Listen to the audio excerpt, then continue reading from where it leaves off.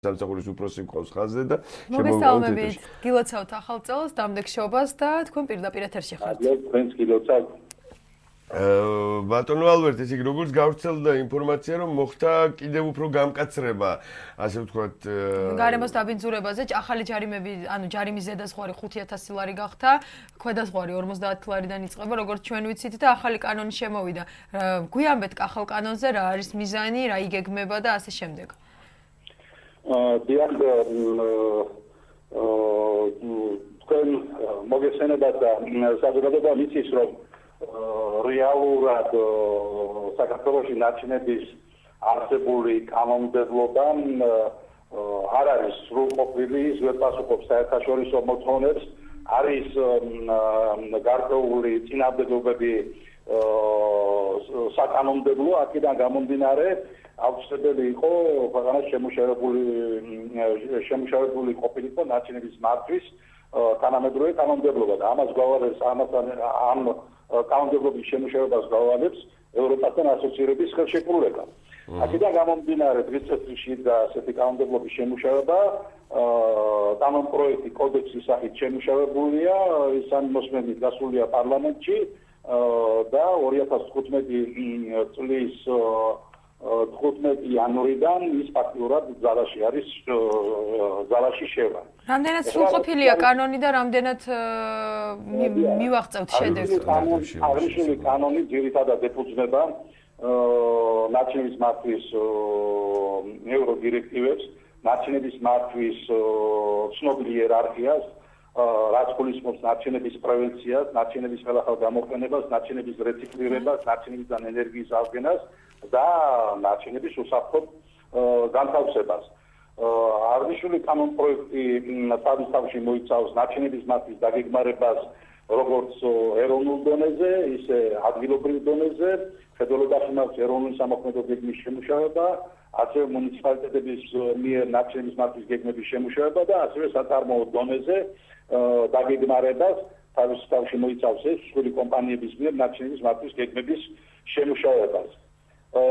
განსაზღვრული არის ნაჩინების მართვაში მონაწილე სტრუქტურების კომპეტენციები. კანონპროექტი ითვალისწინებს ნაჩინების აღრიცხვისა და ანგარიშგების და საერთოდ ნაჩინებთან მონაცემთა ბაზის წარმოების საკითხებს, ასევე ითვალისწინებს სანებართვო და რეგისტრაციის საკითხებს და მე თუ შეიძლება ასე ითქვას კიდევ კანონპროექტი არეგულირებს წარმოშობის მიხედვით ნაჩინების ზოგიერთ კატეგორიებს, მათ შორის მუნიციპალური ნაჩინების შეგროვებისა და დამუშავების მოთხოვნებს, ასევე სახიფათო ნაჩინების შეგროვებისა და დამუშავების მოთხოვნებს.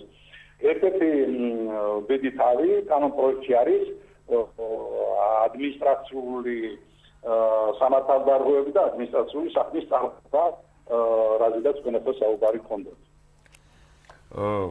ბატონო ალბერტ, რეალურად დასუფთავების სამსახურს გააჩნია რესურსი ასეთი წამოწყებისთვის, ანუ თუნდაც ადამიანობრივი ან თუნდაც არ ვიცი რა დამატებით რაც არის საჭირო, ანუ ამის შესაძლებლობა აქვს დღევანდელ დღეს? რეალურად ნაჩინების მართვის კონტროლი ხორციელდება გარემოს დაცვის სამინისტროს მიერ, სამინისტროს ყავს შესაბამისი სამსახური ზედამხედველობის დეპარტამენტის სახით, გარემოს დაცვის ინსპექციის სახით, მაგრამ ამავე დროს კონტროლის განხორციელების უფლება განსაკუთრებით მუნიციპალური ნაჩინების გარემოს დაბინძურებაზე მიეცათ მუნიციპალიტეტებსაც.